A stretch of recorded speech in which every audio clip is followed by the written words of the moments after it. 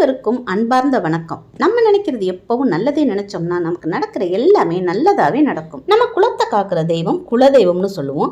எந்த ஒரு தெய்வத்தை வணங்கினாலுமே முதல்ல நம்ம குல தெய்வத்தை வணங்கிட்டு அதுக்கு பிறகு மற்ற தெய்வங்களை வணங்கினா மட்டும்தான் மற்ற தெய்வங்களும் நமக்கு அருள் புரியும். நம்ம குடும்பத்துக்கு எல்லா தெய்வங்களோட அருளும் பரிபூரணமா கிடைக்கணும்னா முதல்ல குல தெய்வத்தை வழிபடணும். யாருமே குலதெய்வ வழிபாட்டை எப்பவும் மறக்கவே கூடாது. தினமும் பூஜை அறையில விளக்கேற்றும் போது மற்ற தெய்வங்களுக்கு விளக்கேற்றினாலுமே குலதெய்வத்தோட படத்தை வச்சு தனியாக குலதெய்வத்துக்கும் ஒரு தீபம் ஏற்றணுங்க. உங்கள் வீட்டில் சுபகாரிய நிகழ்ச்சிக்கு தடை இருந்துச்சுன்னா எந்த ஒரு நல்ல காரியத்தையும் நடத்த முடியல, வீட்டில் திருமண தடை ஏற்படுறது, பிள்ளைங்களுக்கு திருமணம் நடந்தால் குழந்தை பாக்கியம் இருக்காது, குழந்தை பாக்கியம் இருந்தால் அந்த குழந்தைகளுக்கு நோய் நொடி ஏதாவது ஒரு பிரச்சனை இருக்கும், இல்லை படிப்பில் ரொம்ப கவனச்சிதறல் இருக்கும். இதெல்லாம் தாண்டி சொந்த வீடு வாங்கணும்னு நினைப்பாங்க, ஆனால் சொந்த வீடு அமையாது. இப்படி தொடர்ந்து வீட்டில் மாறி மாறி கஷ்டங்கள் இருந்துக்கிட்டே இருந்துச்சுன்னா அதை சரி செய்யறதுக்கு குலதெய்வ கோயிலில் இந்த ஒரு பரிகாரத்தை செஞ்சீங்கன்னா போதும், நிச்சயம் உங்களுடைய என்ன ஒரு வேண்டுதலாக இருந்தாலும் அது நிறைவேறும். எங்கள் சேனலுக்கு இப்போ தான் ஃபஸ்ட் டைம் வரீங்கன்னா சப்ஸ்கிரைப் பட்டன் கிளிக் பண்ணி சப்ஸ்கிரைப் பண்ணிக்கோங்க. பக்கத்தில் இருக்க பெல்லைக்கானில் ஆளுங்கிற ஆப்ஷனையும் கிளிக் பண்ணிக்கோங்க. அப்போ தான் நான் போகிற வீடியோஸ் உடனுக்குடனே நோட்டிஃபிகேஷன் வரும். உங்களுடைய குலதெய்வம் ஆண் குலதெய்வமாக இருந்தாலும் சரி, பெண் குலதெய்வமாக இருந்தாலும் சரி, அந்த குலதெய்வ கோயிலுக்கு இந்த ஒரு பொருளை மட்டும் உங்கள் கையால் வாங்கி கொடுங்க. உங்கள் குடும்பத்தில் மங்கள காரியங்கள் தொடர்ந்து நடக்க தொடங்கிடும். சுபகாரிய தடை இருந்தா அது ஒண்ணா விலகி வீட்டில் சுப நிகழ்ச்சிகள் தொடர்ந்து வந்துக்கிட்டே இருக்குங்க. எப்போ நீங்கள் குலதெய்வ கோயிலுக்கு போனாலுமே நெய் விளக்கு ஏற்றுறது, மாவிளக்கு போடுறது, பொங்கல் வைக்கிறது, குலதெய்வத்துக்கு அர்ச்சனை பண்ணுறது, அபிஷேகம் பண்ணுறது, இதெல்லாம் தொடர்ந்து வழக்கத்தில் வச்சுக்கோங்க.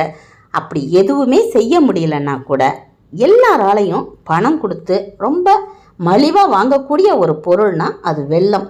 அதை உங்களால் முடிஞ்ச அளவு வாங்கி குலதெய்வ கோயிலுக்கு உங்கள் கையால் தானம் கொடுங்க. எந்த ஒரு கோயிலாக இருந்தாலுமே அன்னதானம் நடக்கும். அப்படி நடக்கும்போது அந்த குலதெய்வ கோயிலில் நீங்கள் வெல்லத்தை வாங்கி கொடுத்தீங்கன்னா அது அன்னதானத்துக்கு உபயோகமாக இருக்கும்.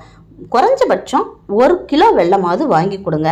அதுக்கு மேலே உங்களுக்கு சக்திக்கு தகுந்த மாதிரி எவ்வளவு வேணும்னாலும் வாங்கி கொடுக்கலாம். அதோடவே குழந்தைகள் சரியாக படிக்கலை அப்படின்னாலும், அவங்க படிப்பில் முதலிடத்தில் வரணும் அப்படின்னாலும், வீட்டில் நோய் நொடி இருந்தாலும், வறுமை நிலை இருந்தாலும், இது எல்லாத்துக்குமே இந்த ஒரு பரிகாரம் சிறந்த பரிகாரமாக இருக்கும். எப்பெல்லாம் குலதெய்வ கோயிலுக்கு போகிறீங்களோ அப்பெல்லாம் வெல்லத்தை வாங்கிட்டு போய் கொடுங்க. இதில் முக்கியமான ஒரு விஷயம்னா, குலதெய்வம் கோயிலுக்கு போயிட்டு அங்கே பக்கத்தில் இருக்க கடைகளில் போய் தேடி அலைஞ்சி வெல்லம் வாங்காமல் நீங்கள் வீட்டிலேருந்து கிளம்பும் போதே வெல்லத்தை வாங்கி எடுத்துக்கிட்டு போங்க. அப்படி வாங்குகிற வெல்லத்தை கோவிலுக்கு கிளம்புறதுக்கு முன்னாடி பூஜை அறையில் வச்சு விளக்கேற்றி சாமி கும்பிட்டுட்டு அதுக்கு பிறகு கிளம்புங்க. இது ரொம்ப முக்கியம். முடிஞ்சால் மாதம் வீட்டில் இருக்கிற யாராவது ஒருத்தர் மட்டும் கூட போய் குலதெய்வ கோயிலுக்கு இந்த வெல்லத்தை தானம் செஞ்சுட்டு வரலாம். இப்படி நீங்கள் வெல்லம் தானம் பண்ணும்போது உங்கள் வீட்டில் இருக்கக்கூடிய தடைகள் விலகிடும். இப்படி நீங்கள் வாங்கி கொடுக்குற வெல்லம் குலதெய்வத்துக்கு பிரசாதம் செய்யறதுக்கு பயன்படும். நம்ம வீட்டு வாசல்ல குலதெய்வமும் மகாலட்சுமி தாயாரும் குடியிருக்கிறதா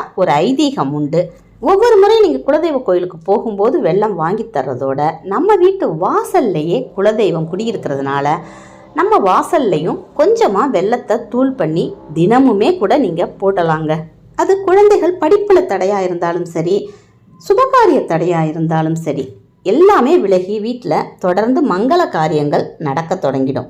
இது மட்டும் இல்லாமல் உங்கள் குலதெய்வ கோயிலில் குளம் இருந்துச்சுன்னா அந்த குளத்தில் உங்கள் கையாலேயே ஒரு கட்டி வெல்லத்தை போட்டு கரைச்சி விடுங்க. எப்படிப்பட்ட கஷ்டமெல்லாம் கரைஞ்சு போகணும் அப்படின்னு நினச்சிக்கிட்டு இந்த வெல்லத்தை தானம் கொடுங்க. அது குலதெய்வ கோயிலில் கொடுத்தாலும் சரி, ஒவ்வொரு முறை குலதெய்வ கோயிலுக்கு போகும்போதும் கொடுங்க. அதோடவே வீட்டு வாசலில் தினமுமே வெல்லத்தை கொஞ்சமாக தூள் பண்ணி போடுங்க. இது நிச்சயம் சிறந்த ஒரு பரிகாரங்க. கடன் தொல்லையினால் கஷ்டப்படுறவங்க இவங்கெல்லாமும் இந்த வெல்லத்தை தானம் பண்ணும்போது எப்படிப்பட்ட கஷ்டமாக இருந்தாலும் அது விலகிடும். இது சிறந்த ஒரு பரிகாரமாக இருக்கும். அது மட்டும் இல்லாமல் தொடர்ந்து நோய் நொடியால் கஷ்டப்படுறவங்க எப்பேற்பட்ட கஷ்டம் உங்களுக்கு இருந்தாலுமே அந்த வெல்லம் கரையிற மாதிரி உங்களுடைய கஷ்டம் எல்லாமே கரைஞ்சு போயிடும். ஒரு சிலருக்கு குலதெய்வம் கோயில் ரொம்ப தூரமாக இருக்கும், அடிக்கடி போக முடியாது. அப்படி இல்லைன்னா போகணும்னு நினச்சா கூட அவங்களுக்கு ஏதாவது தடை வந்துடும். அப்படி இருக்கிறவங்க சீக்கிரமே குலதெய்வம் கோயில் போகணும் அப்படின்னு கடவுளை வேண்டிக்கிட்டு ஒரு வெள்ளை துணியில் மஞ்சள் தண்ணியை நினச்சி அதை காய வச்சு எடுத்துக்கங்க. அந்த மஞ்சளில் நினச்ச வெள்ளை துணியில் வீட்டில் உள்ளவங்க எல்லாருமே அவங்களால முடிஞ்ச அளவுக்கு சில்லற காசை எடுத்து வச்சு ஒரு முடிச்சா போட்டு பூஜை அறையில் வச்சிருங்க. நாங்கள் சீக்கிரமே உன்னுடைய சன்னிதானத்துக்கு வரணும் அப்படின்னு வேண்டிக்கிட்டு இந்த காணிக்கையை நாங்கள் வரும்போது உன் குலதெய்வ உண்டியல்ல செலுத்துகிறோம் அப்படின்னு வேண்டிக்கங்க. கூடிய விரைவிலேயே நீங்கள் குலதெய்வம் கோயிலுக்கு போகிறதுக்கு ஏதாவது ஒரு சந்தர்ப்பம் உருவாயிடும். அப்படி வரும்போது கண்டிப்பாக இந்த காணிக்கையை குலதெய்வ உண்டியல்ல போட்டுருங்க. இது ரொம்ப எளிமையான பரிகாரம் தான். குலதெய்வத்தை நினச்சி எந்த ஒரு பரிகாரம் செஞ்சாலுமே அது பல மடங்கு பலனை கொடுக்கும். இந்த வீடியோ உங்களுக்கு யூஸ்ஃபுல்லாக இருந்திருக்கும்னு நினைக்கிறேன். இந்த வீடியோ பிடிச்சிருந்துச்சுன்னா லைக் பண்ணுங்கள், உங்கள் ஃபேமிலி அண்ட் ஃப்ரெண்ட்ஸுக்கு ஷேர் பண்ணுங்கள், உங்கள் கருத்துக்களை கமெண்ட் செக்ஷனில் சொல்லுங்கள். இது வரைக்கும் எங்கள் சேனலை நீங்கள் சப்ஸ்கிரைப் பண்ணாமல் பார்த்துக்கிட்டு இருந்தீங்கன்னா சப்ஸ்கிரைப் பண்ணிக்கோங்க. தேங்க்யூ.